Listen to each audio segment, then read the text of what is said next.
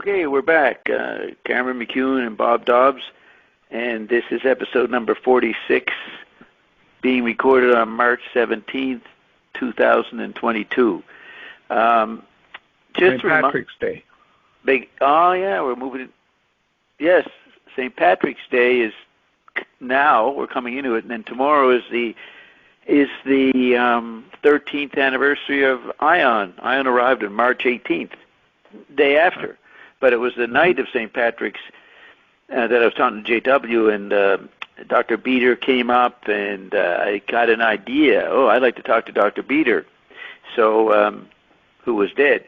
And that goal of talking to Dr. Beater accidentally evoked Ion the next day. So this was quite a monumental period. So I thought it was interesting. It starts on St. Patrick's Day, the evoking of the Ion level. So you're the first to point that out, except for me, who points it out to myself all the time. Okay, so I'm going back to the beginning. We're actually at page 87, but let me just explain a bit of what we've done in all these hours. We have gone to the end of the book and discussed the interview I did with the tech body, an actual recorded interview with something claiming it's a tech body, which is an interesting phenomenon in its own right. Now, my point is that McLuhan kind of anticipates the tech body if you include an understanding of Finneg's Wake. So I begin the book basically describing McLuhan's more esoteric thinking about the global village, way beyond what people, the cliches people think. For example, the global village started 150 years ago with the telegraph. Most people don't think McLuhan is going that far back when he starts. So on page 9, I started laying out all these quotes by McLuhan, and we have to go 80 pages, which is almost half the book, from 9 to 87 to get to the next phase, the global theater, which is in the 60s with the satellite proscenium arch. And we're just arriving, for all these hours, to part 2, global theater. And then we're going to go into global membrane, or Android meme phase 1, then Android meme phase 2, which is basically social media, Web 2.0, and then the anthropomorphical physical, and what else do I have after that? And then we go into the tech body, which we've already started to talk about and quoted the tech body in part 6. Now we're back in part 2. So I think that there's a lot of stuff on the global village that one should go through to pick the. I was trying to pick the parts of McLuhan's thinking about the global village on into the global theater that anticipated the tech body, to help define where the tech body came from. So what do you think of that? Is that a good summary there? Yes, absolutely. Absolutely.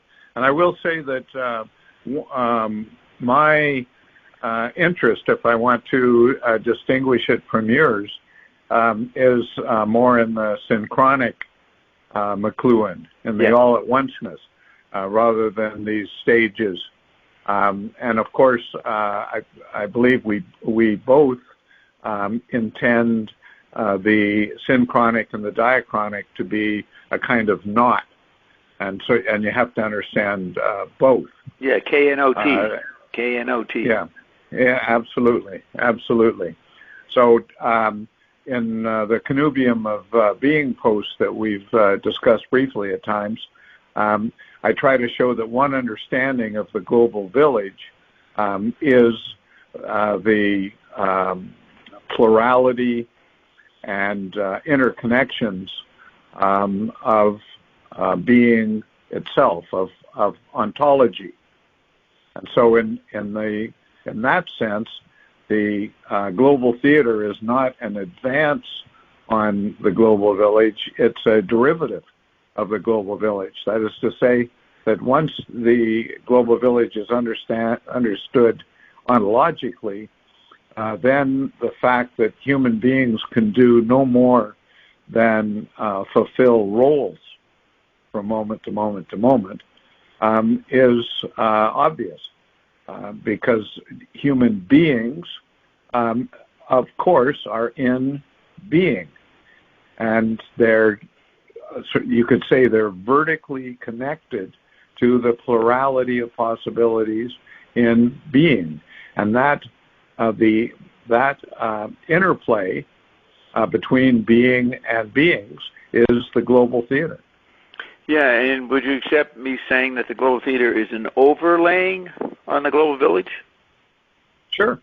Right. Sure, because it's when you talk about overlaying, you're not saying that one is more real than the other or something. What you're saying is that what we're dealing with here are translucent surfaces through which the other can be seen.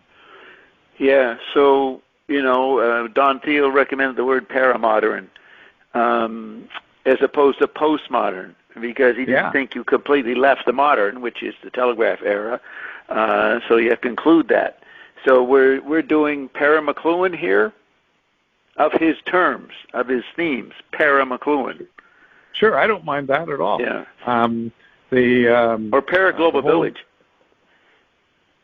McLuhan, of course, himself often talked about usually in terms of paradox. Yeah.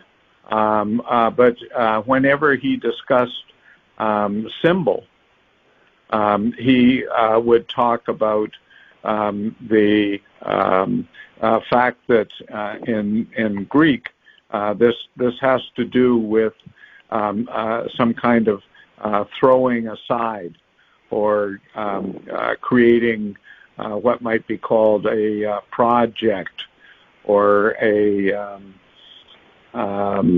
what's a good a metaphor, right? So for McLuhan, the concept of symbol, or the thrust is a better word than concept. The thrust of symbol has to do with para. Yeah, metaphor carrying across. Didn't he say that the symbol, the word, meant throwing together? Yes, but you can only have something thrown together when you realize its distinction. Yeah. Right. So I don't know if this is the right time to talk about it, but I wanted to, at some point today, bring up what you were talking about, at least briefly on the website, about ion and the tech body coming to do that. Coming together in 11.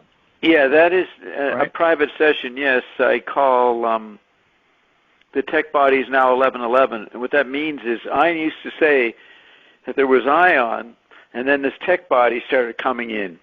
So out of 11 parts, it used to be 8 parts ion, 3 parts tech body.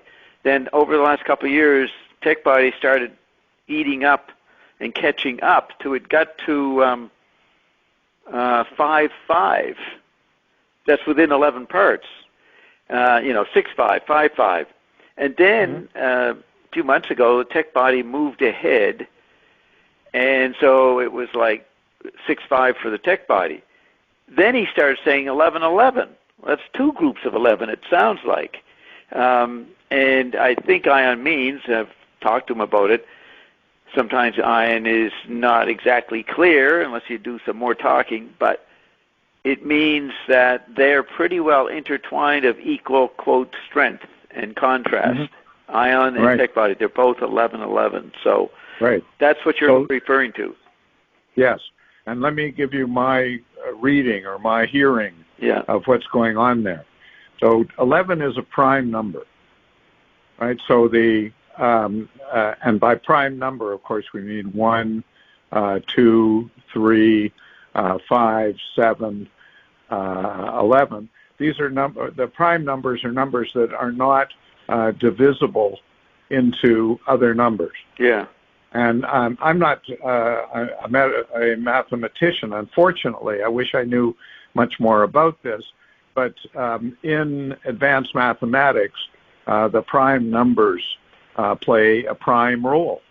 It turns out that the prime numbers as opposed to the numbers just of prime and non-prime numbers, 1, 2, 3, 4, 5, turns out that the prime numbers have laws of their own, and those laws of the prime numbers are essential for understanding mathematics and for understanding the application of mathematics to the world. So what I find interesting about 11 is that it's a prime number, and by prime, I understand that it's elemental. So if we think about the 1 and the 1 that make up 11, we can imagine that there are two forces which could be seen to kind of march through the prime number possibilities. So if we put it in your terms of the tech body and ion forming different combinations to come to 11, so 6 and 5, 4 and 7, all this sort of stuff, we can imagine that the combination of the two has a number of essential possibilities which are gapped from each other. So the 4 and 7 is essentially different from, say, 6 and 5. So what the different possibilities lying within 11 tell us about are different elemental possibilities gapped from each other, and which can be signified by 11 because you have the two 1 strokes that do not coalesce. They're gapped. Yeah. Right? Yep. And the 1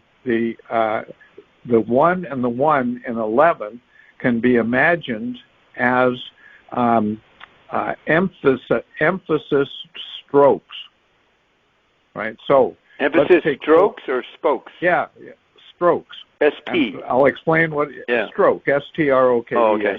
What I mean by that is, if we think about 4 and 7 as one of the possibilities lying within 11, the 4 and the 7 can be imagined as two kinds of emphasis. That is to say, the 4 might be a certain emphasis of the tech body, and the 7 would be a corresponding emphasis of ion. Yeah. So the 11 is not only a possibility in itself, it's also the general possibility that's always there. That is to say, every single possibility within 11 is two strokes of emphasis. That's so the you structure. Have 11 and that's the structure. You have 11 and 1, 10 and 1, 9 and 2, right? Each one of those is a double emphasis stroke, one belonging to ion, one belonging to tech body. Right. And so the 11 is not only a possibility in itself, it's also the possibility of every other possibility. Yeah. Right. So, and so what's being set out here is you could say it's the metaphysics of the possible forms of being, and that is the connubium of being, the global village of being. Yeah. It's all of the possibilities, like 11 and 0, 10 and 1, 9 and 2. Those are, you could say, those are the villagers, plural, that each one of which is essentially gapped from the next one. That is to say, they have a fundamental reality that can never be taken away. Yeah, very good. And their link is a gap which is even deeper than those possibilities.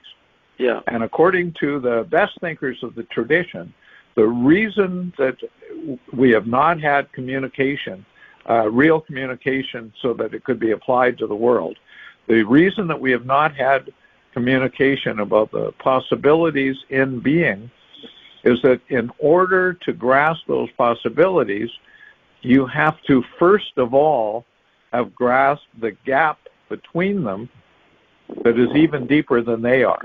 And that gap is one that is, you can call it death, you can call it the origin of life, you can call it many different things, but it's a very fearsome thing to encounter. But unless it's encountered, you can't get from the ordinary world to the world of fundamentals. Yeah. And because, go ahead. You remind me, last episode, I think I was trying to remember the two words, complementary and this other word. I couldn't remember it that McLuhan uses. I found out later, incommensurable. They're complementary and incommensurable. See, right. That implies a kind of gap that's a problem, the incommensurable. Yeah. Well, it's a problem in some senses, but it's also the secret. Yeah. Right. It's also what makes language possible. It's what even makes the world possible. Makes consciousness possible. Consciousness. Sure. Possible? All of the above. Yeah. Language, consciousness, but even the world itself. Right. Because if there were not a what might be called an original gap, if there were just sort of a blank, which is kind of the wrong question that much of science is currently asking. They're asking how can we understand that an original blank through a Big Bang became the universe. But the problem is that there was no original blank. There was an original complexity of which the universe is an expression. Correct. McLuhan,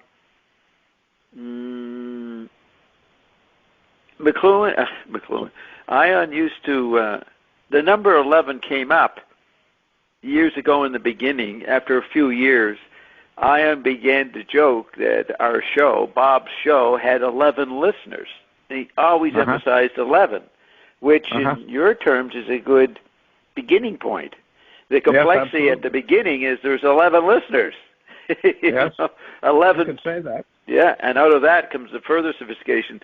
The other thing was, or complexities or resolutions, that when we first asked Ion what it was, at first I thought it was an entity or a group of entities, like the Evergreens channel by Michael Blake Reed, who I used to talk to McLuhan through, or something claiming to be McLuhan. So I said, how many entities are you, Ion? And Ion said, you take a dodecahedron, which is the fourth platonic solid, and you take an angle on it, and imagine 500 or 1,000 entities on one line, one angle. Then you do another shift to another angle, and then add another 1,000. So he said, you add them all up, the angles that make up a dodecahedron. And I said, well, that would be millions, because Michael Blake Reed had 6,500 to 7,000 entities. So I said, well, this is way more. And Ion says, no, zillions. So he corrects my millions to zillions. So that is the complexity that we begin with Ion. And then we found out that Ion was not the entities. Ion was the container of what is known as the Guff in Jewish religious literature. The Guff was the place for souls went to, so it's like a heaven. Souls, when they died, went to heaven, to the Guff. So Ion said they were the Guff, or they contained the Guff, and they weren't the entities. So as you talk about the complexity in the beginning, in the so-called origin, that is the dodecahedron in Ion's terms, and all that's implied by it. Sure. So you can see in what you're talking about that there's many different ways, many different levels, many different types of figuration through which one can approach these questions. Right. So if you talk about the Guff, that is a kind of a literalization of something that can also be talked about in terms of prime numbers. Yeah. Or it can also be talked about in terms of Platonic solids. So all of these are ways that human beings have tried to configure their fate. And one of the things that we're attempting to do, I think, in our conversations is that we're attempting to carry on that interrogation that has always characterized human beings on the earth. No, correct. I want to say to listeners, we started off talking about Cameron's recent essay called The Connubium of Being. You should read that. Have you done any more on that? Have you added another part? I don't know that I've added another part, but I have added footnotes and tried to clarify some pieces. I have mostly been concerned about the war in Ukraine the last few weeks, but what work I have done at the blog has been concentrated on that post. Okay, so I'm recommending people, you just go to McLuhan Sciences, just Google that, and you'll get to Cameron's site, and then it's like at the top on the right corner at home, the latest essay, Connubium of Being. And that's what we've got to in this series, that we got to page 190 of War and Peace in Global Village, where the connubium is discussed, and then Karen found some other places it was said in the 60s by McLuhan, different articles. So that's what we got to before we start going into global theater, or it goes with the global theater, because it's the connubium being is in the book where McLuhan now talks about the global theater, even though the title of the book is War and Peace in the Global Village. But he's pointing out the theatrical part that year in 68 in the Do Line, his executive newsletter. And I don't know if there's any mention of the words global theater and War and Peace in the Global Village. I don't think so. But it comes out in like August 68, and he started the newsletter in July 68, and within a couple of months he's talking about the global theater. So I guess he was wrapping up the global village with that book and moving into a new overlaying or a synchronistic echo of the same themes with new words. Right. Let's see what else I want to mention. Yeah, so I find McLuhan helps to understand Ion, and Ion helps to understand McLuhan, the subtleties in either direction. They're both very different languages and approaches, but they sometimes come pretty close in their sophistication or in their describing the new magic that's afoot that is hypnotizing people. So then, you've been thinking about the war. What are you thinking? How do you begin to think about it? Because there's so much noise around it. How do you approach that? Well, I tend to see it in terms of a battle between multipolarity and unipolarity. The unipolar versus the bi or multipolar. Yeah. So which is Putin? I don't like to characterize people in terms of the masks that they're wearing, as if to imply that one of them is St. George and the other is the dragon. Yeah. One of the problems with the war is that it's being characterized as a struggle of good and evil, and that prevents understanding. Instead, there are complex motivations on both sides, but I think what we see in the war is an unraveling of after war. some Of war. Well, that would be good if that really happened. And what I would add to that is there are many more people or thinkers or consciousnesses in the planet that are aware of this problem that you're talking about, the good and evil mistake, the fallacy. Mm-hmm.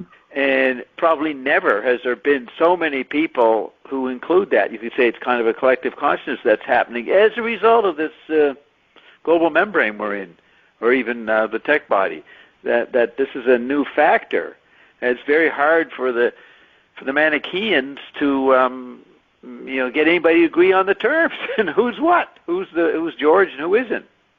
Correct, and it's like I was saying before, that you can't get to the fundamentals of anything without first understanding the gap that separates fundamentals. Yeah. The gap between war and peace, you mean? Well, not only between war and peace, but between war and what it's expressing.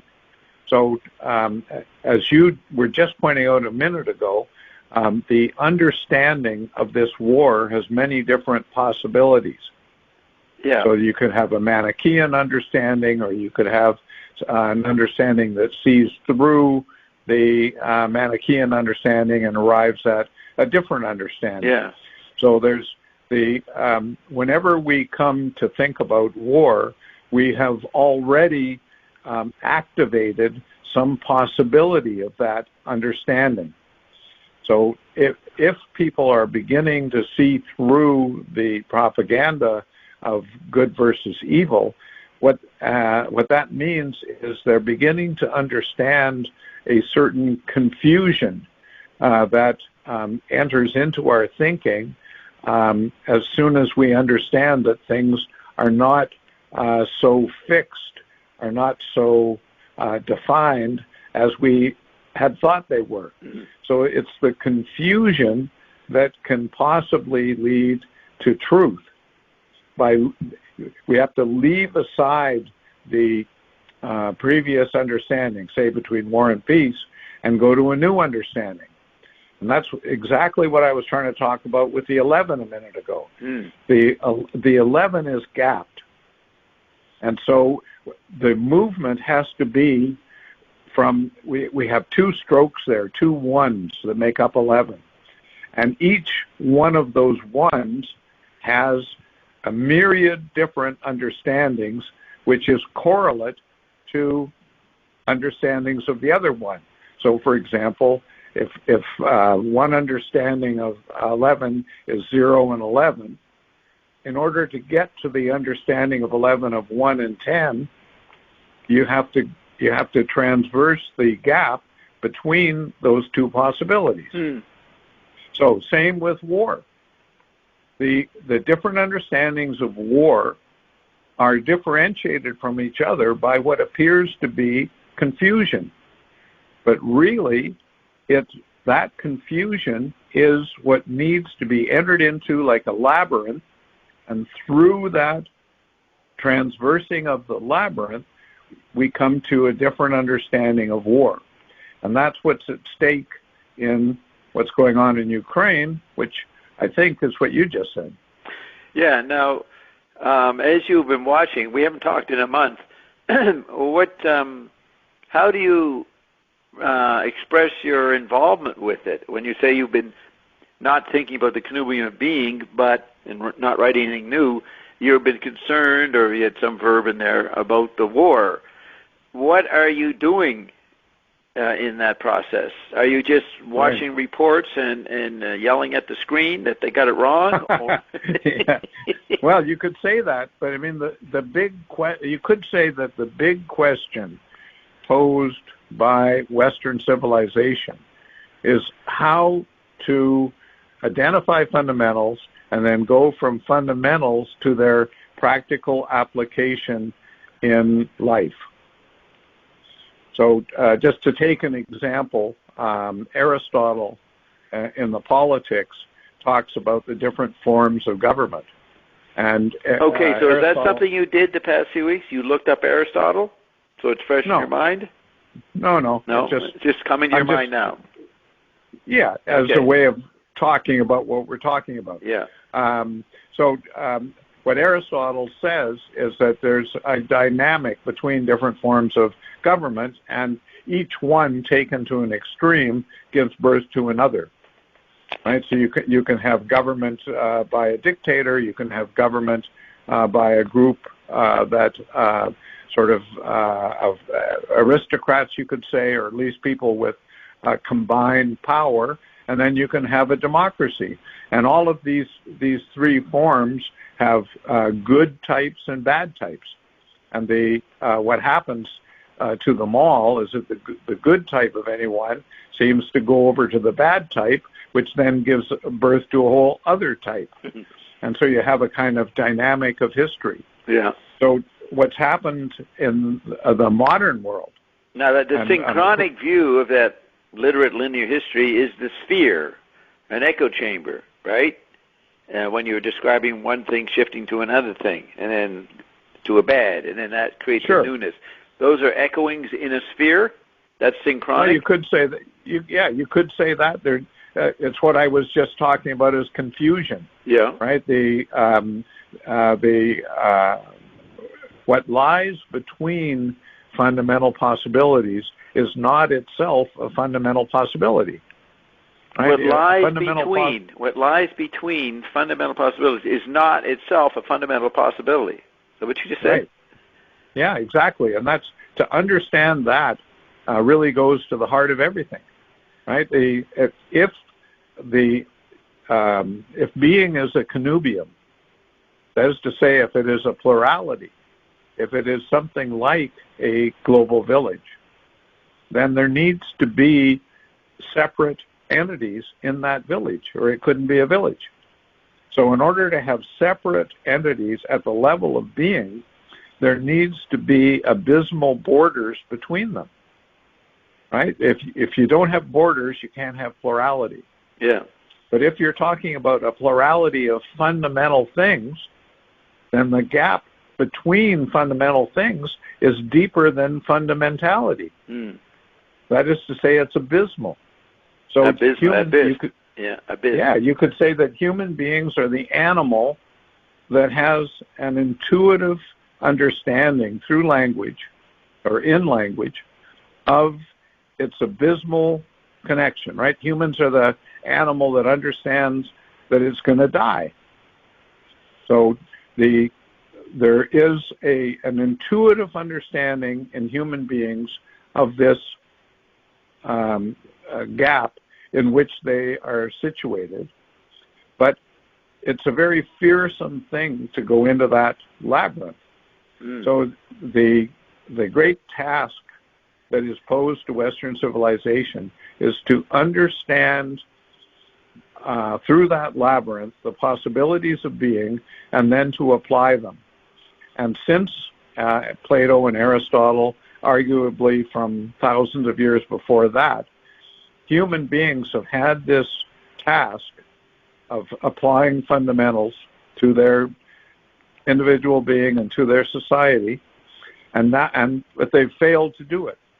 And so here we are in 2022, and the world has thousands and thousands and thousands of nuclear bombs, and the recurrent failure to be able to apply fundamentals has come to haunt us. It's something that we need to do, or we're going to be skunked.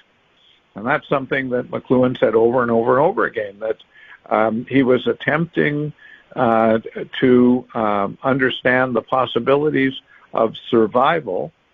And if we didn't understand the possibilities of survival, then we were going to destroy ourselves. So you look at this spectacle, and last few weeks, what are you prompted to say or write? What you're saying to me now? Well, sort of, but human beings are dumb, stupid, and dumb in the sense of stupid, and weak. So I think about my own stupidity and my own weakness. I wish that I had been better able in my life to think about these issues so that they had better application, right? I'm a guy that sits around and I write about this stuff and I think about this stuff, but it's weak and powerless. I'm one more person that should have done more, but I've been unable to do it. Well, you're doing a good job at catching up for your slack years. You may not catch up, though. But I don't know what you mean by elementals. Could you begin to explain that a little bit, what you mean by them? McLuhan used to say back to basics, which was media study, the language of forms, or the ground. He had all these different terms. Right. That's what you mean by fundamentals, right? What he was pointing to with those words. Yes. Yes. So ground for McLuhan is not singular but plural, and ground also never stays as ground. It becomes cliche, and cliche becomes ground, back and forth and back and right. Back and forth. So there's a confusion about ground or fundamentality into which people need to enter if they are to truly understand ground or fundamentals. And so one of the things I'm attempting to do with the blog is I'm attempting simply to keep alive those sorts of considerations. Yeah. If I could find the secret of application, if I could find the secret of actually communicating with people, that would be tremendous. That would be sort of the end goal. But that it may be that that's something too big for me. And you don't mean becoming famous and then you're a talking head on This Week in the News. You don't mean that when you say, could you get more people talking with you, responding to what you have to say? So what do you mean? Well, I mean, what you just said is almost the tragedy of McLuhan, right? McLuhan came to his central ideas around 1960. And just as he was coming to a formulation of them, he had his first major stroke and damn near died and had the last rites read to him. So he then spent 20 years, the 60s and the 70s, knowing that he was very sick, knowing that he was going to die, and trying to figure out, well, how do I communicate this stuff? And so one of the ways in which he tried to communicate it was to become famous, to become a talking head, but it didn't work. So one of the ways to interrogate McLuhan is to interrogate the ways that he attempted to communicate and see what was wrong with them, and hope that, and coming to an understanding of how that didn't work, hope that will lead to something that will work. Yeah, there were different times when I spoke to him, I got the impression that he knew that it might not work. He wasn't, oh boy, if I get to be a talking head out there, I'll get something done. He knew that it was a problem. I remember in 71, I was at the coach house, and Morris, his brother, who was working the front desk, receiving visitors and all that, he says to me, out of the blue, he says, we've decided to retreat a bit. So this is in 71, after he's getting a lot of bad press in 69 and 70. And Liz Jeffries wrote a PhD on this period. Jonathan Miller's book came out in 71. Don Thiel's book came out in 71. There was something else in that period. And plus he'd been at the Bilderbergers, and they weren't interested in him anymore. So there were a whole lot of very negative reviews of his stuff, saying that he was a moron and stuff. And just repeating himself, no new no new thrilling new novels or something, They were expecting endless surface creativity. Yet he was harping on the same issues, which is probably more significant than all the books that Norman Mailer wrote or anybody else, He stuck exactly, and continually making mistakes. Right. So his references were wrong, or he didn't even know how to spell, or on and on like that. But Morris says to me, we've decided to retreat.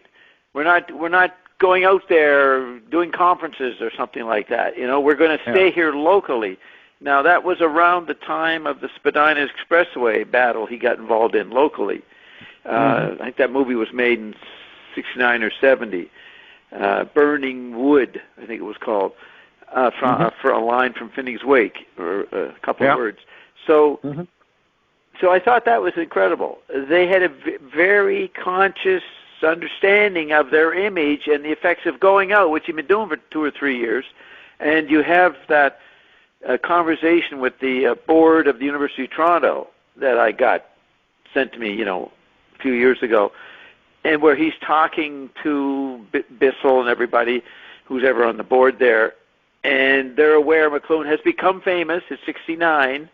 The student radicalism is happening, and McLuhan, they're talking about, if we do this, what will happen? This could be a problem. He said, well, I'm a good example of that. I went out there, and look what happened. It failed. You know what I mean? Nothing but confusion. So he even says it among his bureaucratic colleagues at this point. So he was aware of the problem of the communication, but he didn't stop. He didn't go into despair. He came up with new dialectics.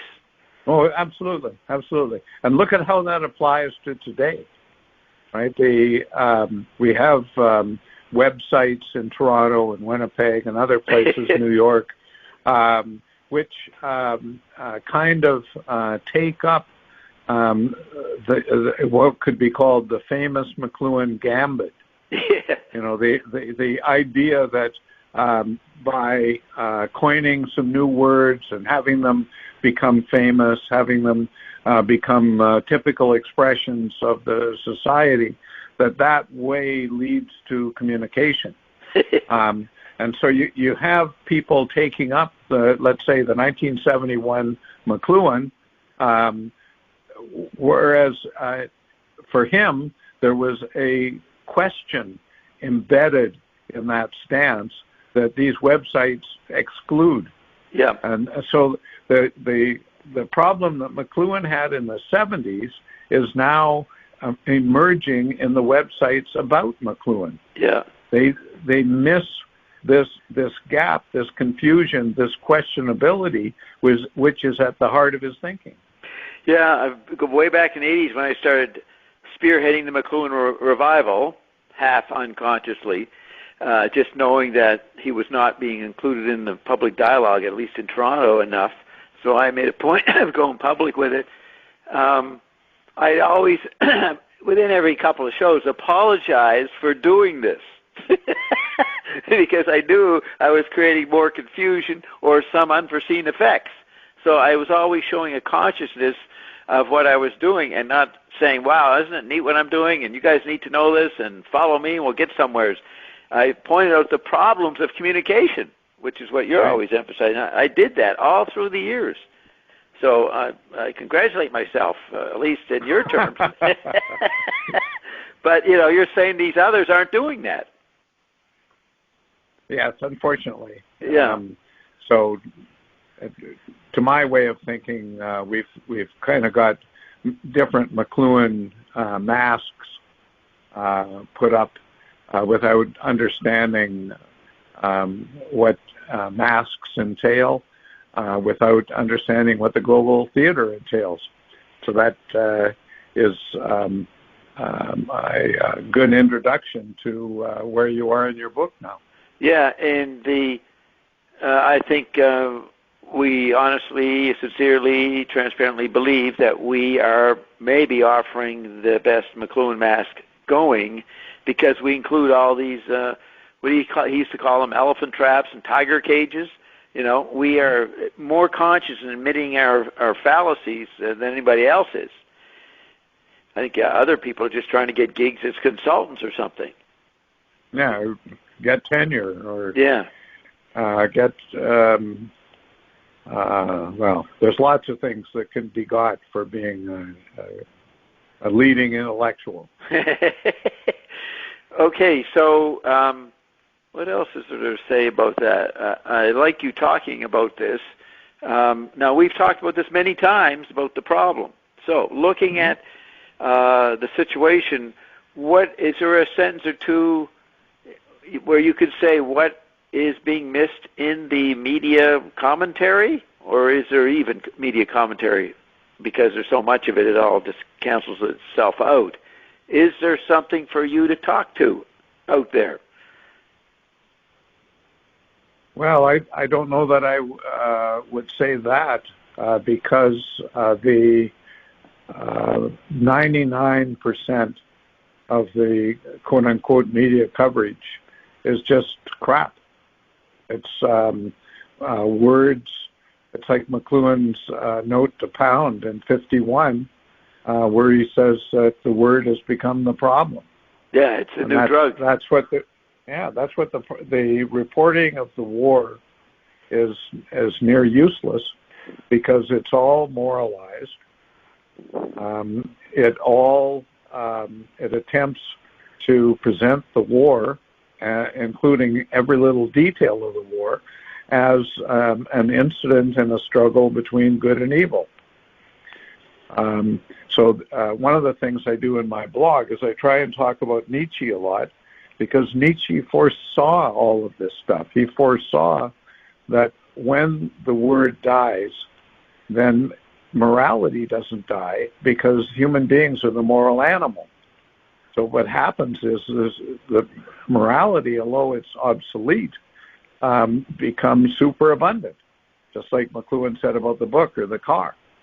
So what happens when morality becomes superabundant, but it is no longer moral? Well, that's the reporting we have in the war right there. Yeah, I remember Croker, after he did his book on McLuhan, Grant, and Innes in 84, he then did a book on the postmodern scene where he confronted the new fad in academia, what was called post-structuralism or simulation, postmodern studies. They put out a book, his press put out a book on the new the excessive valuation or the concern over values that was happening, which would be the arguing, I guess, over content in McLuhan's terms. The valuation, the excessive valuation is what you mean of moral beings keep on jabbering even though the language has died. You would, but it's the reign of woke, right? It's the reason that the reactions to the war are so extreme is that people believe that they are participating in a war of good and evil, and the whole meaning of their life on Earth becomes involved in their valuation of the war. Yeah. So it's very, very dangerous because if you have people that are willing to bet everything on a fallacy, then you're really screwed up. The reason that McLuhan is so good in talking about fallacies is that he does not believe that there is one such thing that is a fallacy. He believes that all things are fallacies. Yeah. And once you know that, then you're away from woke. Yeah, and he includes himself. He said to Woody Allen, "You think my whole fallacy is wrong." Yeah. There might be an aspect of clarity in that he's pointing to that he has. You think my whole fallacy is wrong. Well, maybe there's a part of it that isn't. Isn't that what he's saying? Sure. I mean, he's making the whole idea of good and evil into something complex. And anything that's complex, as we were saying earlier, leads down into a fundamental confusion that exists between fundamentals. Well, what do you think of the response, which I tend to do, is I don't follow any of it. I'm not processing the information. I recognize you can't totally turn off the processing because it gets it gets into your experience in other ways, through other media or something. What do you think of the strategy of not engaging in the coverage? Because McLuhan used to point out that the coverage was bigger than the war back in the Vietnam War days. Sure, and that's even more true today. Yeah, so is that a fundamental, recognizing that there's more coverage than the incidents, the content, the events, and that one should always apologize for engaging the little bit of content you're engaging? Sure, because I think a minute ago you said something like coming to a conclusion or coming to an understanding through the coverage. Yeah. But you see, that's a linear Gutenbergian sense, right, which you were rightly criticizing. Yeah. So if people think that what they have to do in regard to the war is come to a moral understanding about it, then they have already fundamentally misunderstood what was at stake. So what do you see in the commentary? I see people despairing. They certainly don't see that they can do anything about it, or they see the leaders are incompetent. There's no hope for people. They resolve to prayer, but they don't. They give up in the public discussion. They recognize the noise, but they're so fascinated by it, they can't stop engaging it. They can't stop watching it, texting, worrying about it. They can't give up. Well, isn't that partly they can't die? They need to die, metaphysically. Yes, I agree. People both understand and don't understand that there is a need both at the level of the world and at the level of their own individual being. There is a necessary transformation at stake. Yeah. And the transformation in the world and the transformation in the individual either will or will not happen. And that question is at stake for everybody. Right, and that transformation is probably not any known cliche version of transformation that is sold or propagated or institutionalized. There's a new kind of transformation that's required.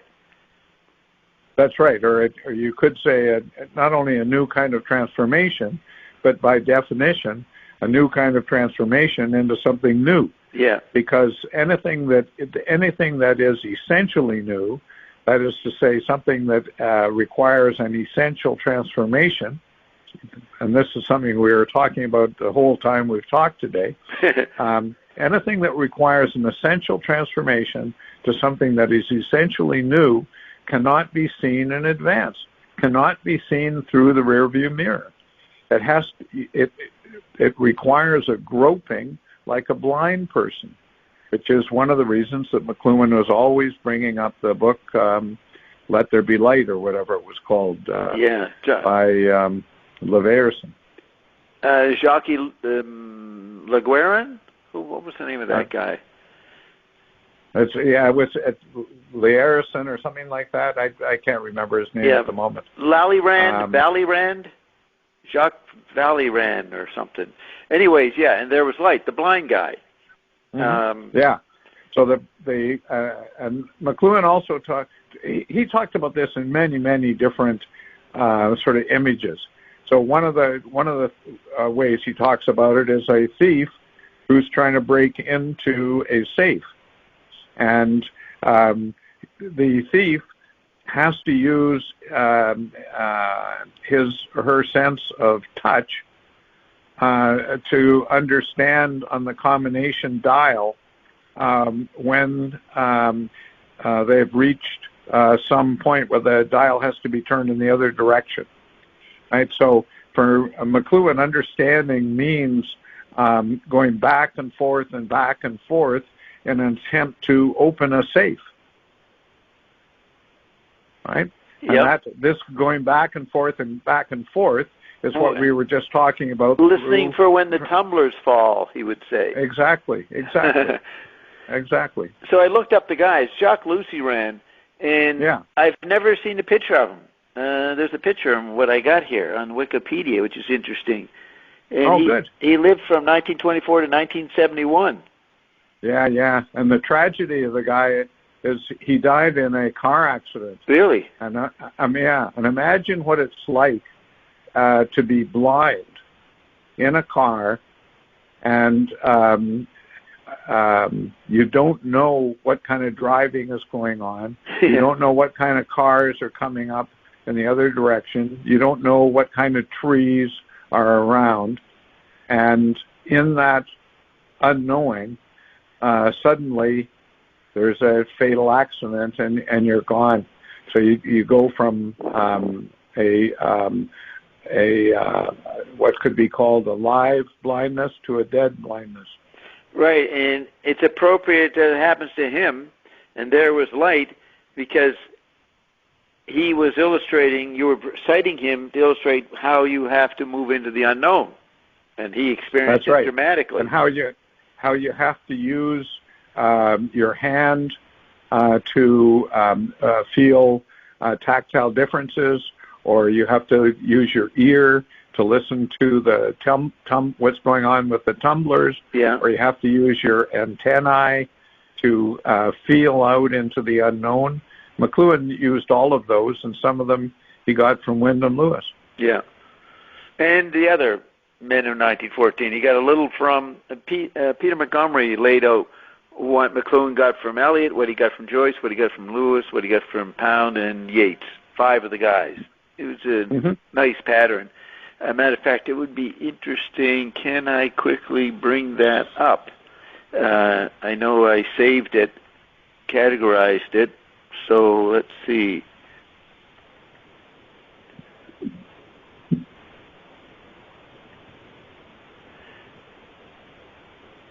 Still looking, just a second.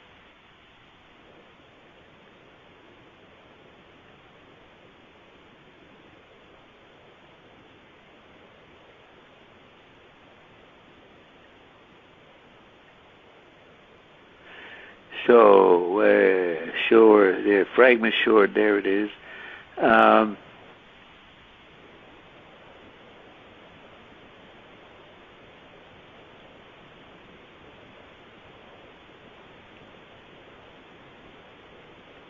So then I'll put this in.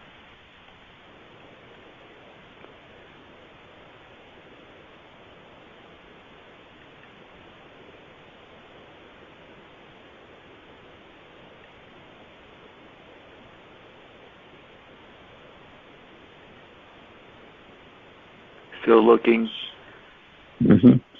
Maybe we should do a conversation on this some other time, and in the meantime, we could find the link and read it and think about it, because this topic of what he got from the men of 1914 is a very rich one and a very important one. Yeah, okay, so I'll send that to you when I get it.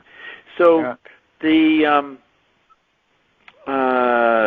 you were saying that he got from Lewis what? What was the aspect that he got from Lewis? I was talking about the different metaphors that McLuhan used for how probing works. Right, and the idea of the artist being the antennae of the race, I believe that comes from Lewis. No, antenna of the race is Pound. Oh, yeah? Okay, good. Yeah. So I was thinking, I'm starting to say to people, McLuhan said, I don't explain, I explore. And I said, I don't explore, I explain. I'm flipping back. Well, both imply each other. Yeah. Right. It would, if somebody understood explaining and exploring as two different things, as good and evil, then they wouldn't understand either one. Yeah. Right? So that's why when I was talking about ion and 11, the interesting thing about the two ones in 11 is that when they're used as markers, let's say in 4 and 7, then that's essentially different from their use in 11. And that to understand that difference is the only way to understand what 11 is about. Yeah, now, you've read a lot of Derrida. He talks about the mark or the trace. Is that what you're discussing here? The two ones, it's not the mark and the trace. No, I don't think so, because I'm certainly no expert in McLuhan, Derrida. I haven't read Derrida for decades. Yeah. Because I just thought that he was mostly spinning his wheels. Yeah. It just ceased to be interesting to me. When I started to read him in the maybe the late 1960s or the early 1970s, I read him as offering a kind of challenge to thought. But here, Derrida was saying, here are the problems. Try and think your way through these. And so I found him as very valuable as a challenge, but not valuable as somebody who had taken up that challenge very well himself. Right. Did you go to symposia that featured him? I went to symposia where he had made presentations, but I wasn't there at the time that he made the presentations. Right. So you never met him? No. You never had a chance to. But I knew people that were quite close to him, and I had great respect for those people that I knew and had friendships with. So I always suspected, because I had this respect for these people that had studied with Derrida and were friends with Derrida, because I had great respect for them, I always thought that there was more to Derrida than I was able to see.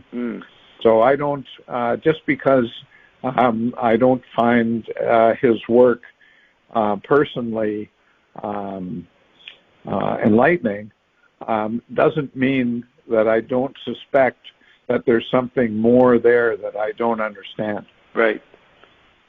Okay, so we ended the last episode with me quoting the beginning of the Global Theater section, where I'll just repeat it. McLuhan became famous for his phrase "global village," but not so well known at the time was his phrase for the late or during the late 60s, the Global Theater, which meant the satellite technology of the 60s had turned the global city or megalopolis into an art form.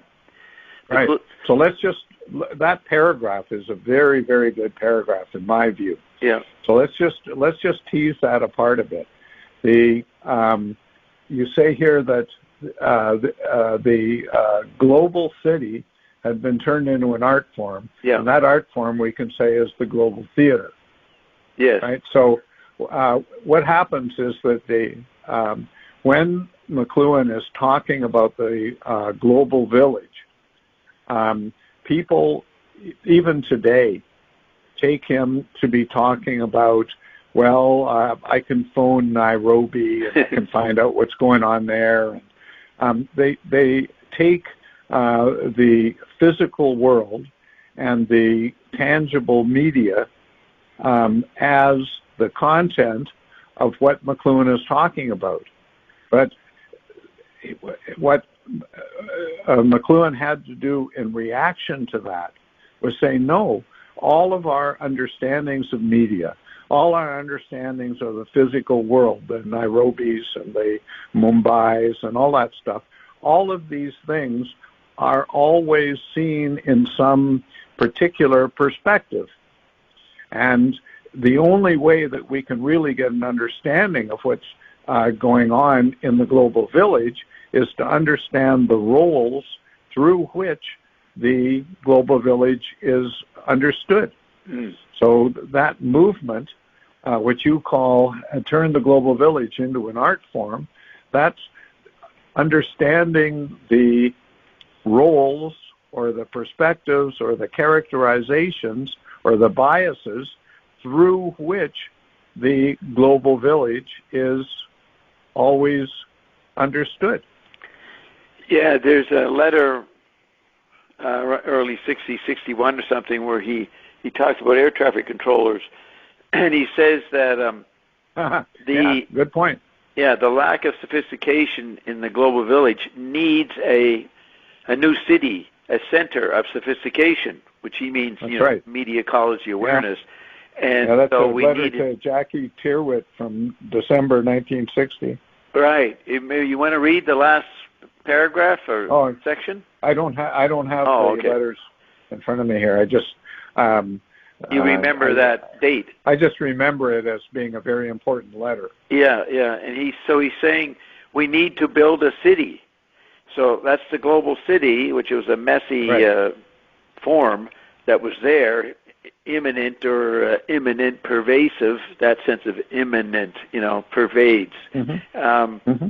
It's there, and we need to make ourselves conscious of the global city so we have a new sophisticated zone that's not subject to the rubes of the role players in the global theater, who are bumping, just little Abner bumping around and creating all kinds of unforeseen effects. So he said, it's not a literal city.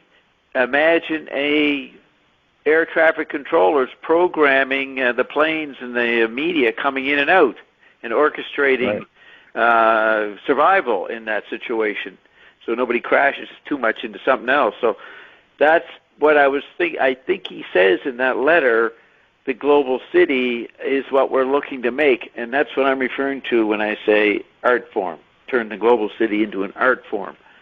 Right. That's right. Yeah. And he's actually, in 1960, he's actually coming back to a point that he made, I think it's in 1954, in a letter to Walter Ong.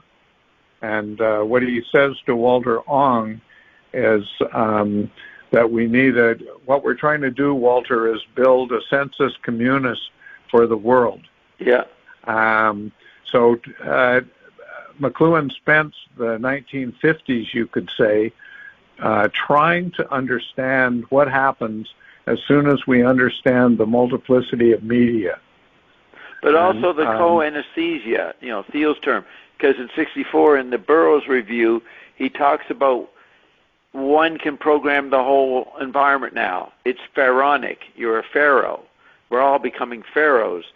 That's what he was proposing to Ong. Let's provide a census communis for the whole world. We can do it as the new pharaoh effect.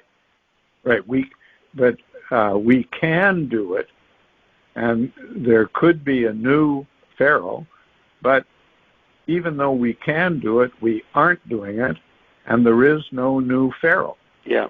So what McLuhan is saying is, I can intuit this possibility, but trying to define the possibility, trying to communicate the possibility, trying to apply the possibility is something that I need to think through. And he spent the next almost 30 years hammering away at that and didn't succeed. Would he say, as a Christian, that of course he wouldn't succeed? Man can't solve it. He has to go to the transcendent, whatever that means. No, no. There's the problem with that is that you're using the word succeed in a Gutenbergian way. Yeah, so to succeed doesn't mean to consolidate, to have no doubts, to reach the final illumination or something. Yeah. To succeed would involve blindness, inability, finitude, etc.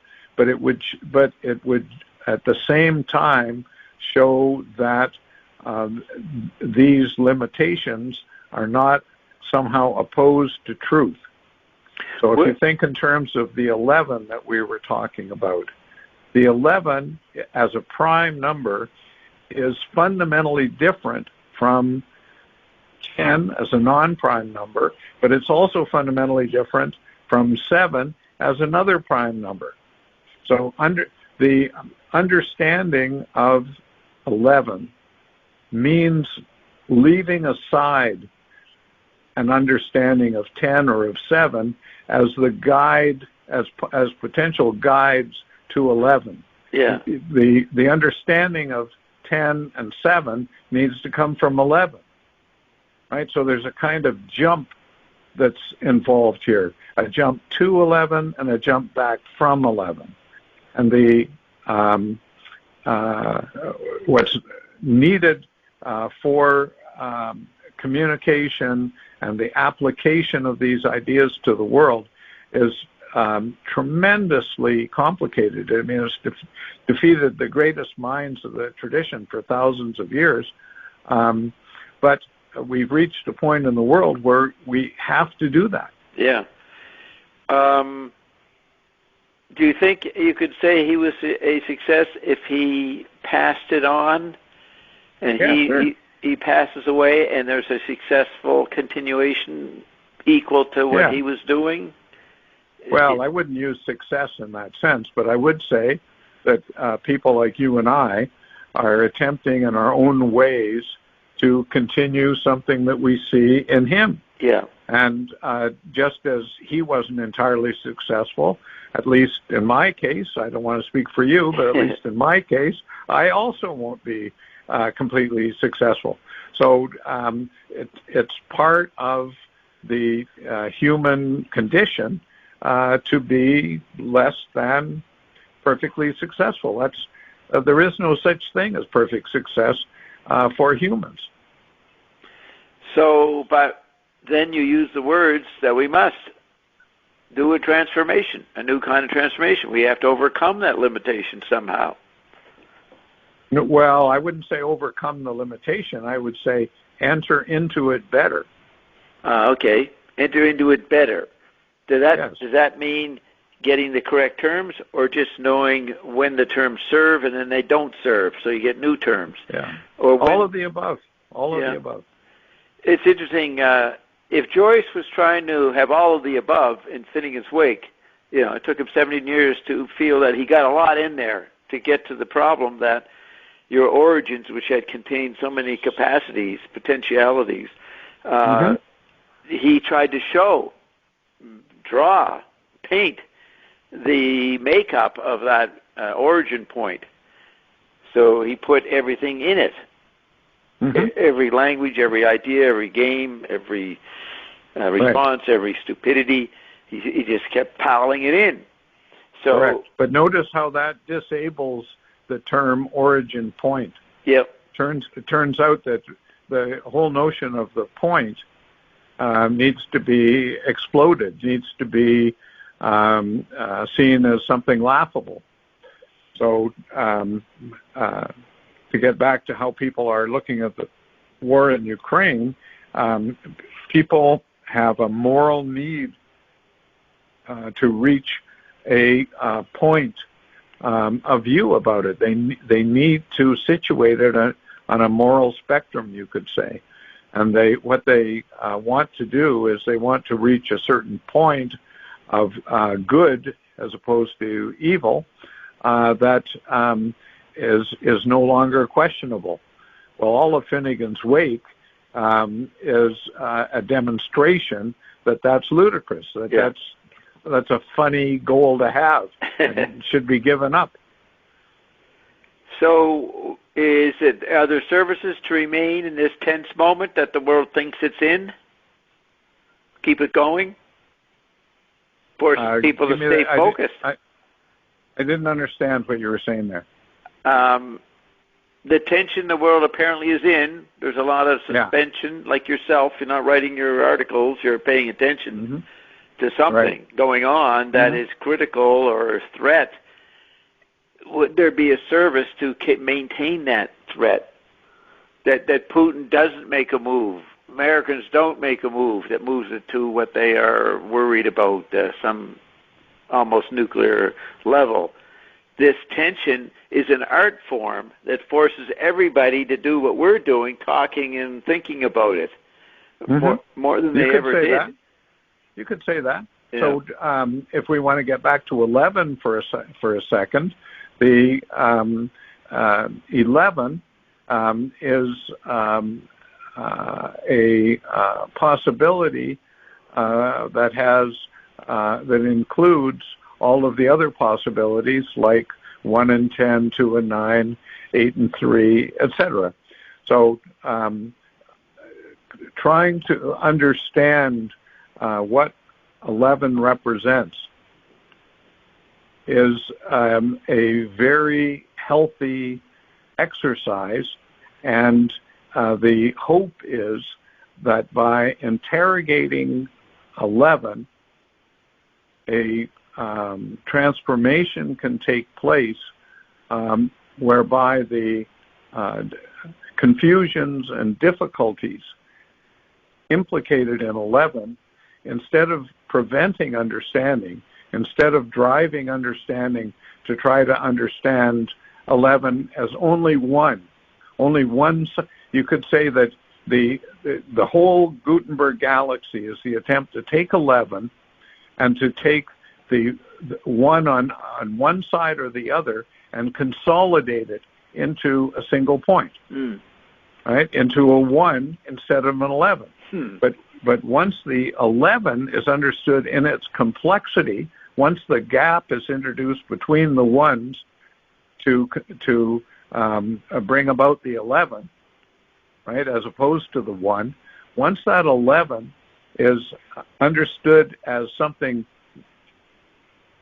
inherently problematic because of the gap between the ones through which alone 11 can be, that confusion and that difficulty is what needs to be understood, not overcome, but taken on, and through that applied. And the great question that's being urged by that war is whether or not humans can learn that lesson. I hope so.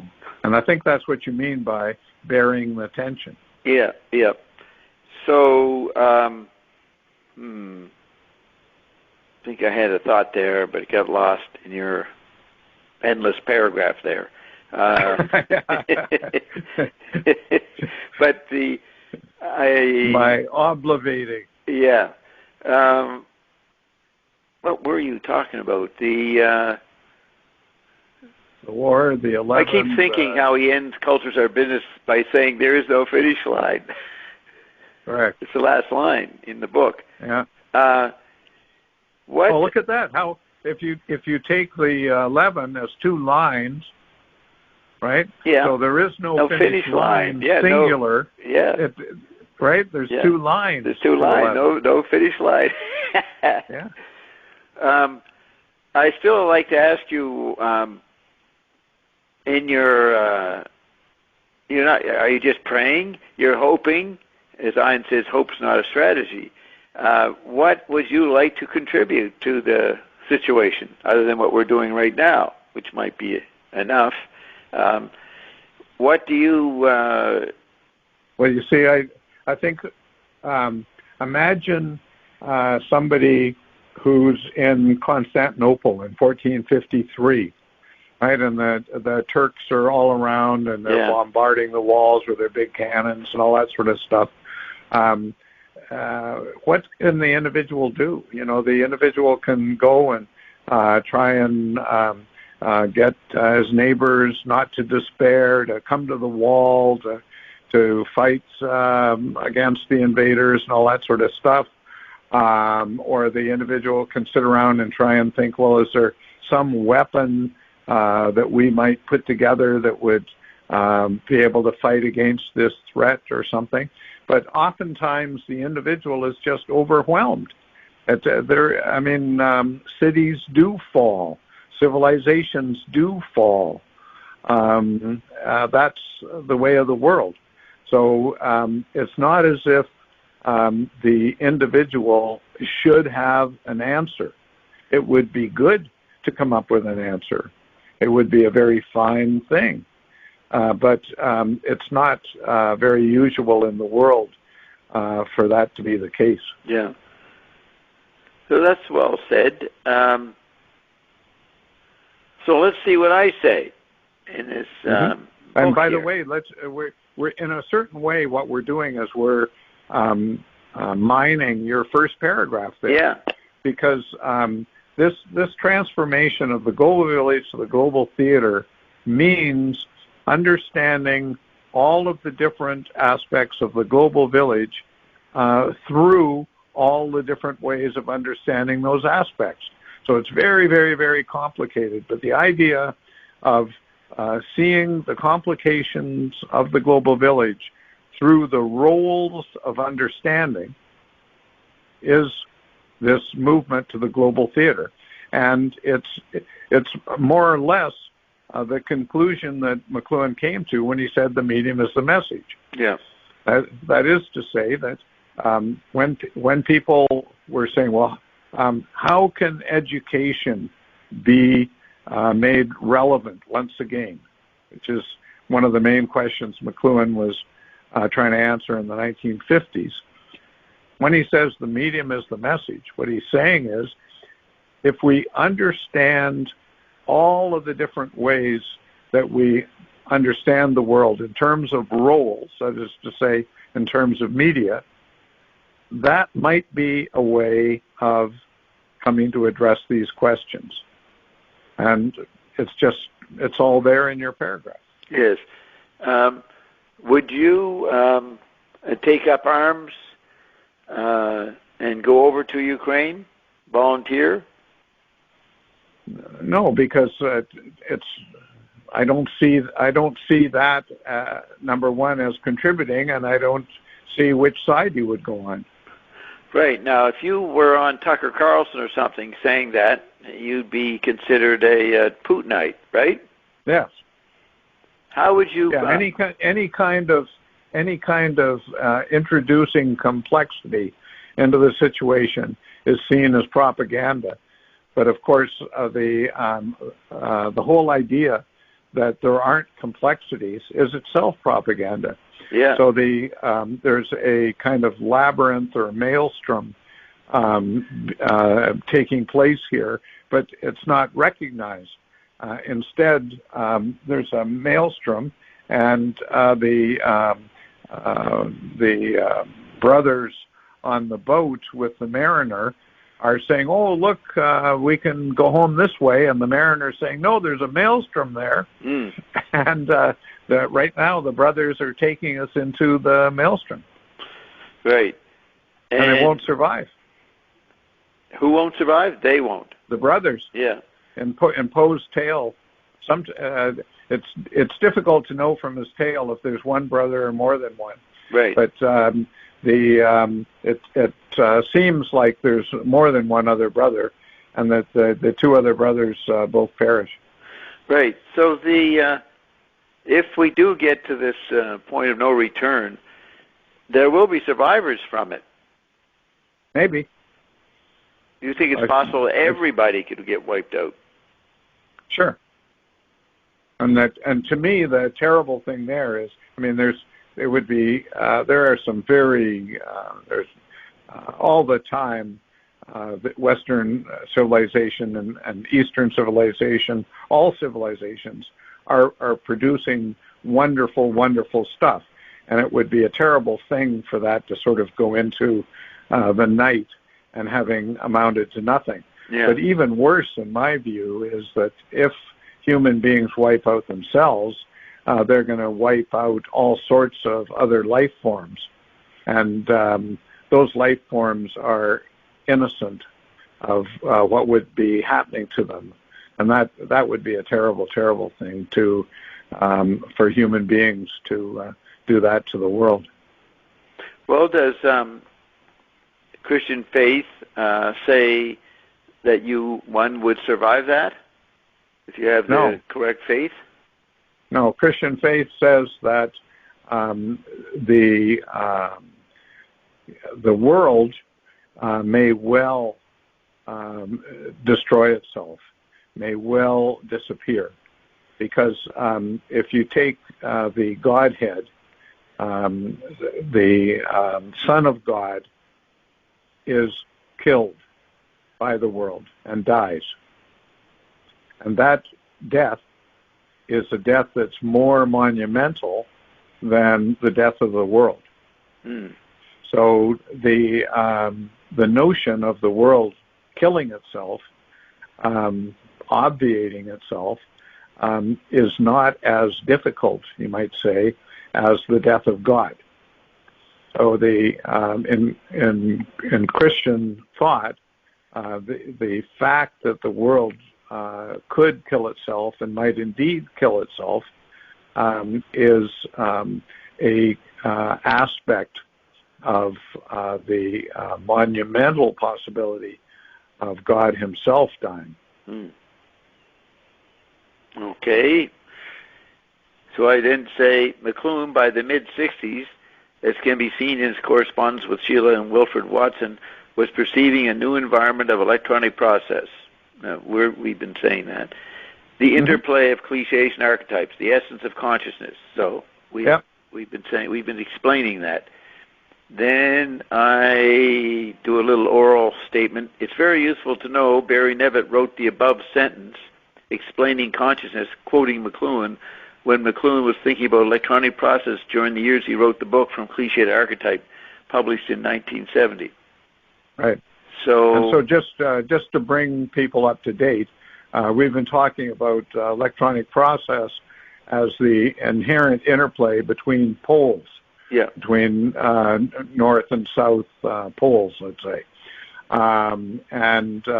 So the idea of electronic consciousness, or the essence of consciousness as an electronic process, is that thinking itself is dynamic, going between poles. Yeah. And those poles can, for example, cliché and archetype. Yes. All right, very good. So then I say the separate media categories of his opinion no longer applied. So there he is, realizing his categories in the 60s failed. So he's got to come up with new categories, which are cliché to archetype. And he's admitting he's doing an opinion, which is to justify the ways of God to people, to the tribe. That's how he defines opinion. It's not an epic. It's not a heroic story. It is an explanation of why humans fail, almost. Right. Justification. So notice that the difference between an epic and an opinion is that an epic is a single linear story. Yeah. And an opinion is always stories, plural. So if we think of human beings in their achievement, that's one story, but the same quote-unquote achievement seen as failure is another story. So that's the difference between epic and opinion, is that an opinion recognizes limits. You can't have different stories without limits or borders between those stories. So the whole notion of opinion, which McLuhan came to through Eric Havelock, the whole notion of opinion is that it has difference or discontinuity built into it. And then the application of that to human life is very obscure. And McLuhan came to think that maybe one way of explaining that is this dynamic between cliché and archetype. Yeah. And opinion is spelled E-P-Y-L-L-I-O-N, for people not familiar with the word. So I write the separate media, that's the 60s Understanding Media book, the separate media categories of his opinion, which was the two books, Gutenberg Galaxy and Understanding Media, no longer apply. He called it intermedia. That was his new term. And that comes from the original book sleeve of From Cliché to Archetype. Not many people have seen that book sleeve. So it says on the book sleeve, quote, the book title, From Cliché to Archetype, so they're referring to the book, From Cliché to Archetype, is Marshall McLuhan's most important and definitive statement on today's culture and technology since understanding media. It goes way beyond the medium is the message theme into a scintillant study of the process of intermedia action. Now, isn't that interesting? He's recognized it failed. Now he's starting a new decade with a new, different approach to the same old problem, but he knows he lie down in the garbage, and the Yates and the bone and the bone and rag shop. Yeah. Of the heart. He has to start over again. So that's interesting. I don't know if we have. Do many philosophers do that? Announce that they blew it, and then start over again? Or is our time the only time when one could do that? There'd be enough. No. That's always been known. What you call blowing it can also be understanding some aspect of the labyrinth, which tells you to reverse course or to take a left turn or a right turn or whatever, right? So what you're calling blowing it can be revelatory. Yeah. So it's not the case that we're going on from now I know that I was completely wrong and now I'm going to become completely right. It's a question of understanding limits. One way of understanding has a natural limit, and it may be advantageous or it may be helpful to go to another understanding. Now, that other understanding will itself have limits, but everything that human beings do has limits. So it's a question of understanding the different kinds of limits. And understanding the different kind of limits can be called understanding the different kinds of roles that people can assume. And that's the global the global theater. Yes. So in footnote 40, the bottom of this page, what is that, page 87? Is that what we're on? We're on page 87. I have a good quote from Barry Nevitt from his book ABC of Prophecy, which he put out in 1980.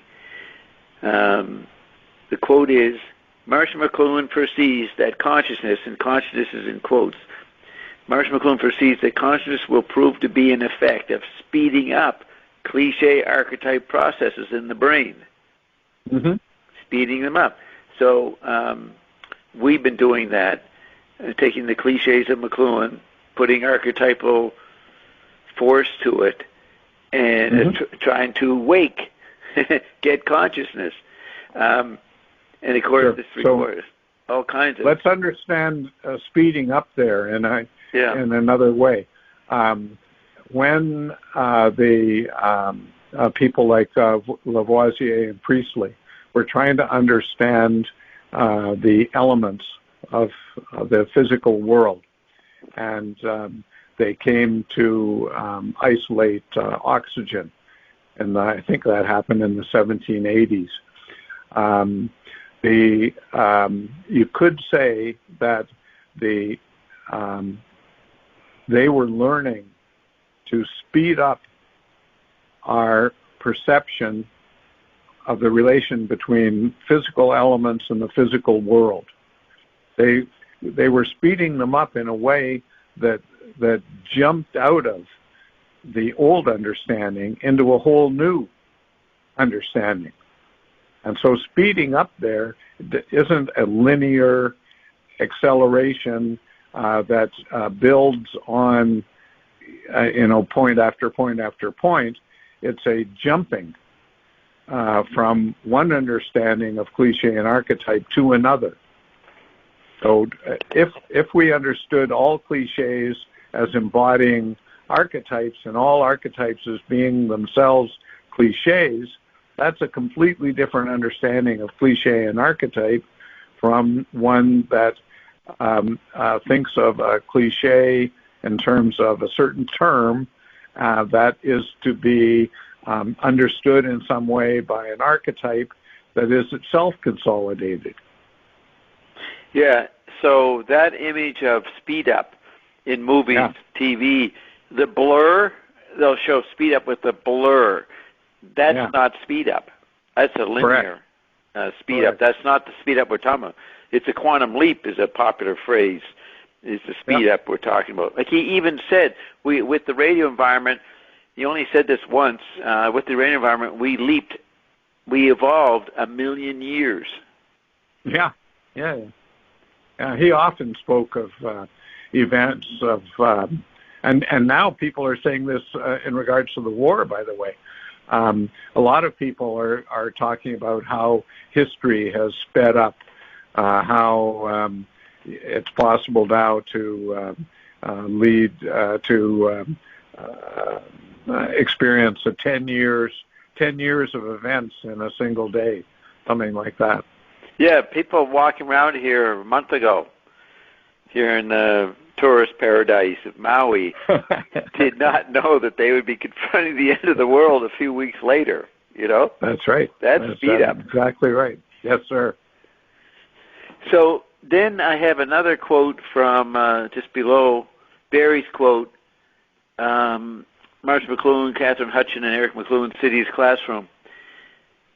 They say, a study of cliches which, when pushed to extremes, flip into archetypes and vice versa. Absolutely, yeah. In both, we often both talk directions. About figure and ground that way. Yeah, that is flipping. I think I saw a video in 1975 at TV Ontario where the student in the audience said, haven't we kind of gone past your movie as an art form and then TV as art form, that sequence that McLuhan would do? You know, Plato turns oral culture into an art form by making a book, Socratic book. So this guy says, haven't we gone beyond that? And McLuhan says, oh yeah, there's been many flip points since then. Yeah. Since the last one I mentioned, many flip points. So we then go to, so he coins this new word, intermedia. So I say it's about the obsolescence of the medium as the message theme. And McLuhan turned it into a synthesis study of intermedia, not media and not understanding media. It was intermedia action, which meant, quote, we can't tell the difference between the message and the media. It's all tactilely blurred. Now, he never said those actual words, but that is the last phase when he's talking to the priest. And he says, I can't tell what is message or medium anymore. So I just summed it up with this colloquial statement. We can't tell the difference between the message and the media. It's all tactilely blurred, but it's not blurred visually, as I was just saying. It's not kinetic blur. It's tactilely blurred, which means that you've gone into the accident that Luciran had. I mean, he's blind, and then he goes into blind squared. Right? Correct. He doesn't see it. Yeah. So this we're actually circling back to where we started in this conversation, because when I was talking about 11, I was trying to talk about the fact that 11 couldn't be understood aside from gaps. The gaps of prime numbers as differentiated from non-prime numbers, or the gaps between the prime numbers themselves, or the gaps between the two ones that make up 11. So the what you're talking about by this blur and by the flip points, it always comes back to the gap.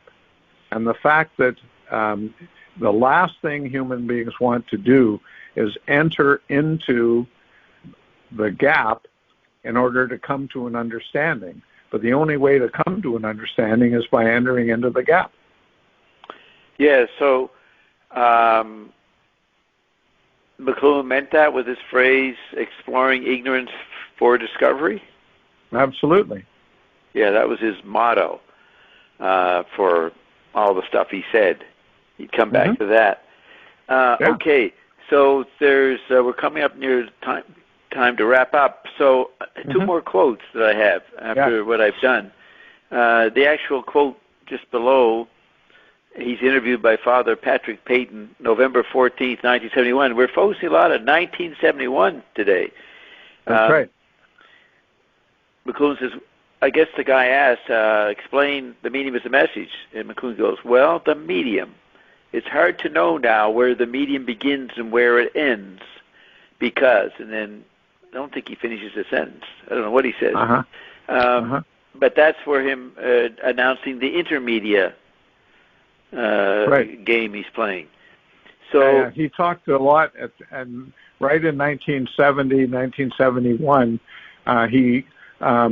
his main idea in those years was that the reason people didn't understand what he was talking about, or didn't understand what anybody was talking about, was that they didn't understand discontinuity. And so he begins to talk about discontinuity in a whole bunch of different ways, one of which was to talk in terms of Yeats, especially talking about multitude, because you can't understand multitude without understanding the intermedia, without understanding the borders that first define a multitude. Yeah, was that where he talked about the phrase from Yeats, the emotion of multitude? Is that what you're thinking? Absolutely. Yeah. Yeah, that's a very short, it's a one-page essay called The Emotion of Multitude. And he gets into the subplot, which is your two lines, plot and subplot. Absolutely. Yeah, which is the Apelian. Yeah, there it is. So the next year, 2 years later, Ecclesiastic Archive is 1970, I think, and then out comes Executives, Take Today, the Executives Dropout, 1972. So here's But written in 1971. Beg your pardon? But written in 1971. Right, and that's the year you're confronting McLuhan in his office about what you should do. Right? Was it 71? I've tried. I don't really know when it was. Nowadays, I'm leaning more to 1969, but right in that 1969, 70, 71 period. Yeah. Okay. I often ask Ion when these things happen. Maybe I'll ask, see if he can pinpoint it. Though they don't do time, but he can give a relativeness, a relative something, a relationship. So, and that in 71 is when Morris is telling me they're retreating. Morris is not going to do the role that he had been doing in the public as a, quote, leader or put-on artist, or the man who was the center of culture and technology. That's quite a center, to be the center for all culture and all technology, right? Yeah. So he was dropping that role. So here... because he realized the center was decentered. Yes. So this is a great line, great paragraph on page 137. I think this is maybe his very most complex statement. And we are doing that all the time. We've caught up to this complexity. So what he says, it's at the bottom of page 137, food for the mind is like food for the body. The inputs are never the same as the outputs. So, what you eat is not the same as the output at the end of your digestion. This pattern of non-lineality, there's your discontinuity, this pattern of non-lineality is evident in every human activity. As figures, and he puts that in quotes, he's talking about our senses, as figures, all senses create their own spaces, which are metamorphosed by interaction with their environmental grounds. Grounds is in quotes. Now here comes the most complex statement maybe McLuhan's ever made.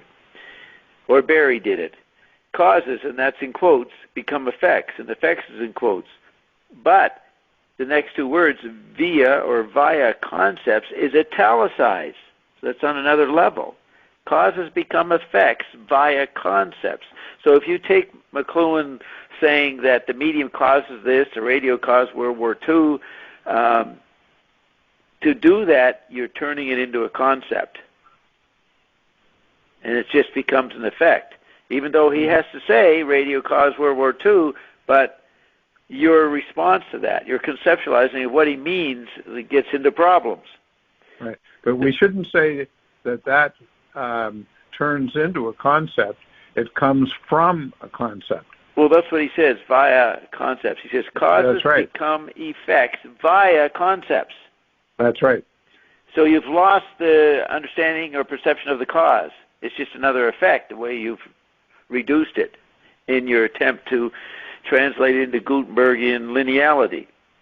Yeah, well, both causes and effects are in quotation marks because they have been moralized into singularities.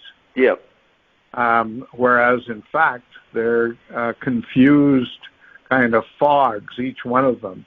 And so their relationship as complex fogs becomes very difficult and is what intermediality is.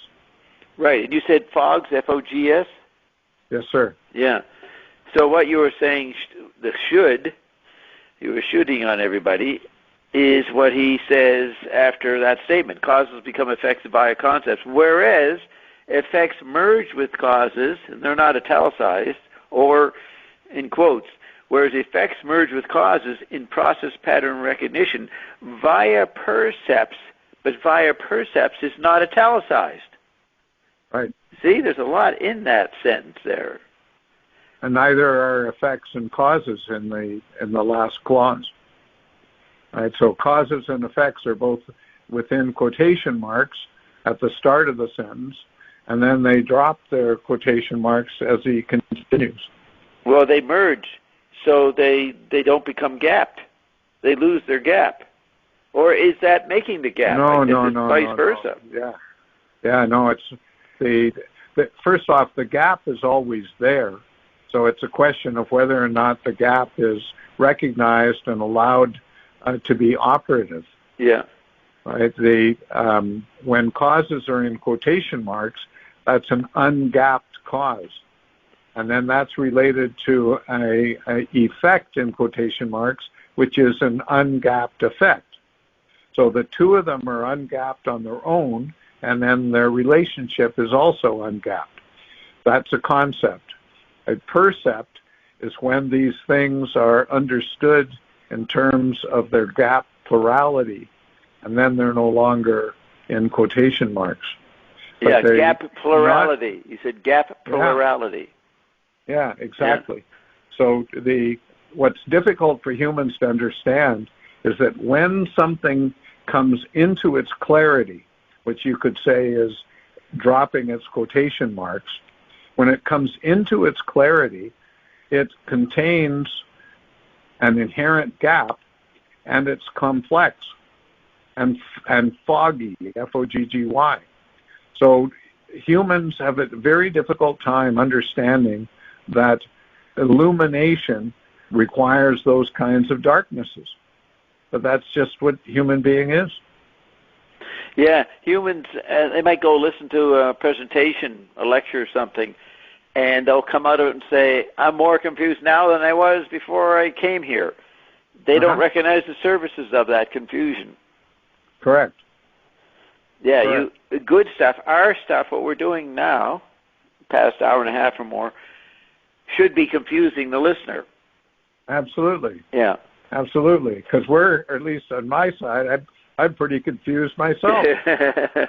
Well, I would never admit that, but of course no. I'm very confused. See, I say it a bit of a different tone there, right? Yep. Yeah, you're confusing, but I'm really confused. Causes become effects via concepts, whereas effects merge with causes and process pattern recognition via percepts. Have you thought much about that sentence through the years, looked at it? No, well, I am very aware that in lots of your work, you emphasize that paragraph, and sometimes you just say, you'll say something like, well, this reminds me of page 137. The sacred page 137. The archetype. But when a person... one of the things that I think is interesting about talking to you or about reading stuff you've written is that it often repays thought. So thinking about this paragraph in 137 is an important thing to do. Yeah. And people should do it. And nobody did do it, so I did it. I had to do it. Somebody had to do it, so I did it. So yes, I'm emphasizing something. You might have read it, but you had not been thinking much about it through the years. You hadn't right. read. And you show that one of the most important ways to think about this is to repeat it and repeat it and repeat it. Yeah. But not repeating it mechanically, repeating it in a way that indicates that it's constantly being reconsidered, put into replay. Yes. All of these things are always at stake. Exactly. And then I make an oral commentary below that. I say, referring to what this thing we've just analyzed via concepts and via percepts, that's McLuhan's most complex sentence intake today. I'm throwing that in because I'm starting to make a little more complex global village and calling it global theater, which I earlier tonight called overlaying. I'm bringing in very rare quotations explaining that the global village is more complex than expected. It's actually the global theater, as you'll see in the following quotation. So so then this quotation is interesting. And it's from Take Today Again. Take Today. Page 294. The extension, now this is italicized, the extension of the planet itself meant that the technology was not transported by individual or collective man, but by his previous environment, the Earth. Interesting. The extension of the planet itself meant that technology it did not come from man. It came from... But listen, Bob, this is one indication of how your writing indicates beyond itself.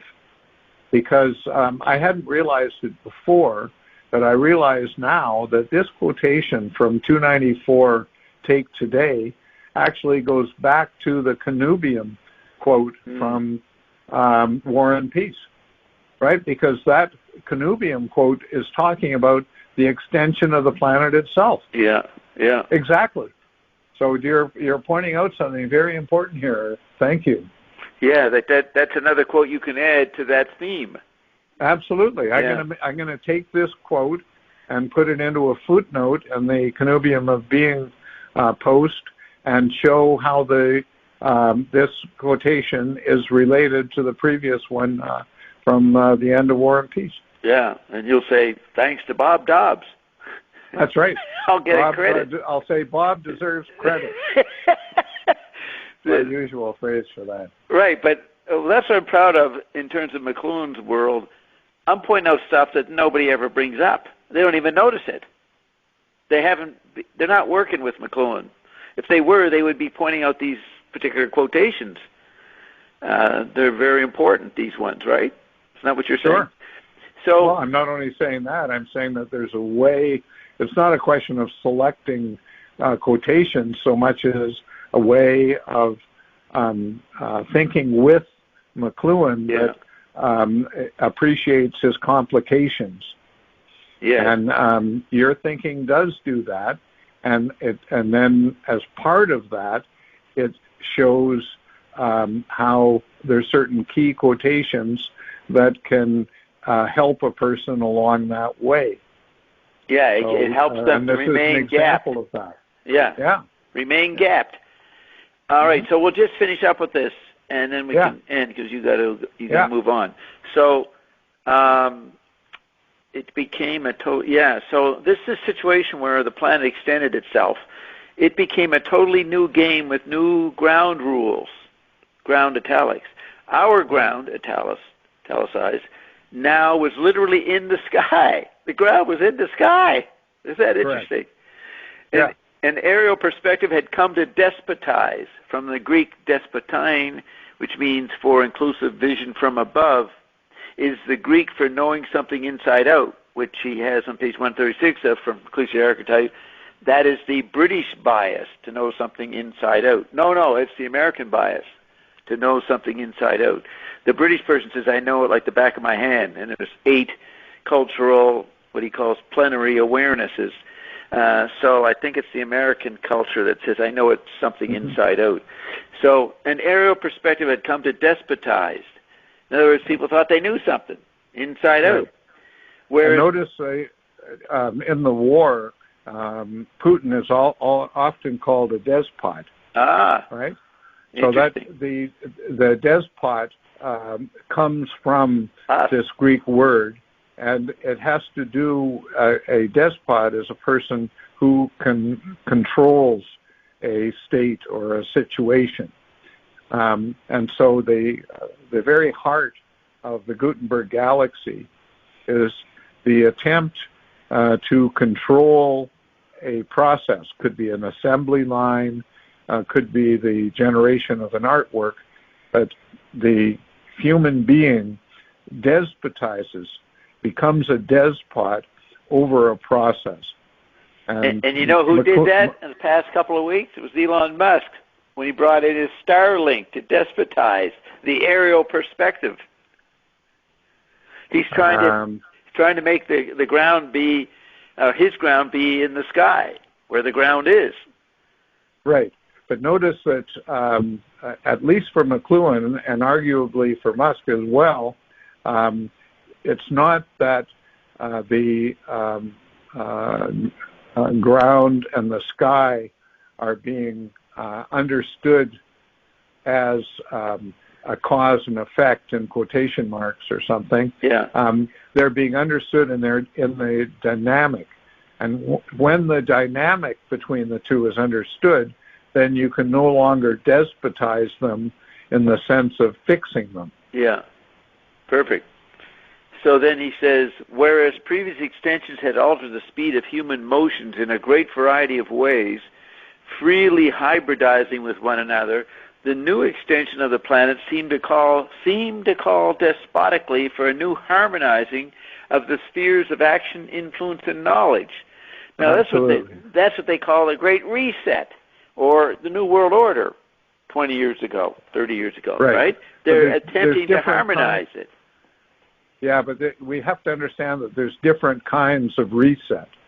Yeah. Right? The Great Reset, if I understand it correctly, is a reset to a certain set of norms, set of law, and it's the law of Western civilization understood in as sort of American exceptionality. Yes. Whereas the reset that we're talking about, or that McLuhan is talking about, is a completely different reset from that. Yes. The reset already happened. We got to understand what happened. A reset that's actually the ground of the world. Yeah. So this is a good sentence. Beg your pardon? A very good one. Yeah. The new, as usual, you're saying more than you're writing. What is that? My reach exceeds my grasp? That's right. The new extension. And grasp, you know that the word concept comes from grasp. Ah, that's a good one. Yeah. Yeah, the baby is starting to use their hands to grab onto something, right? That's the baby's always reaching out, trying to hold something, right? Grasp something. That's what I recall. Well, yes, I think that's true. But the baby, in reaching out, comes to a new understanding of the world. Yeah, that's how they understand. Yeah, that's right. So the reaching out is gapped. The baby has to jump from an understanding of the world that is kind of womb-based into an understanding of the world that is a social language, social structuring of the world. Yeah. So in the first counterblast in '54, McLuhan calls this something. Doesn't he say it's a lighting up of the night of the world? Doesn't he say something like that? That's what language is. I don't remember that. I'll have to look at that. Okay, that's interesting. Yeah. So the extension of the planet itself is a new grasping. Right. So remember, at the end of War and Peace, what he's talking about is I forget the technical word for it, but he's talking about species either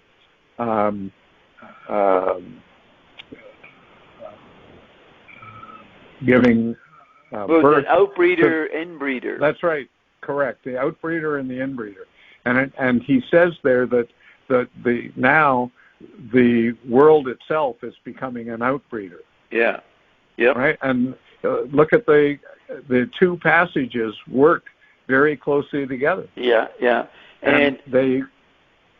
So he says that in 68, and 4 years later, he is checking what you might have done with page 190. You might have conceptualized it, because he's saying this new Canubian that the world is arriving at, macro-Canubium? He has macro in there. Can flip into despotically harmonizing the spheres of action, influence, and knowledge. Right. You see? Right. Most people are trying to harmonize these areas, action, influence, knowledge, and have no understanding of the ground of what it requires. That's right. So that gets into the gap. But notice how this goes back to our discussion earlier this evening about the whole problem of trying to isolate the fundamentals and apply them. So here he's talking about the spheres of action, influence, and knowledge. And those spheres, plural, are what the great minds have entered into, and they've explored them. But when they've come to its communication, when they've come to its application, they haven't been able to do it. Yeah. It's not necessarily a personal failing. It has to do with a failing of what it means to be a human being, what it means to be finite. But now that problem of this inability is hanging over us like the sword of Damocles. Yeah. We don't know what's going to eventuate out of that failure in the context of the war. Yeah, the impulse to be the new pharaoh, harmonizing of the spheres. So right. These are great quotes coming up here. So it's going to be fun to continue to explore these. These are really good. That's right.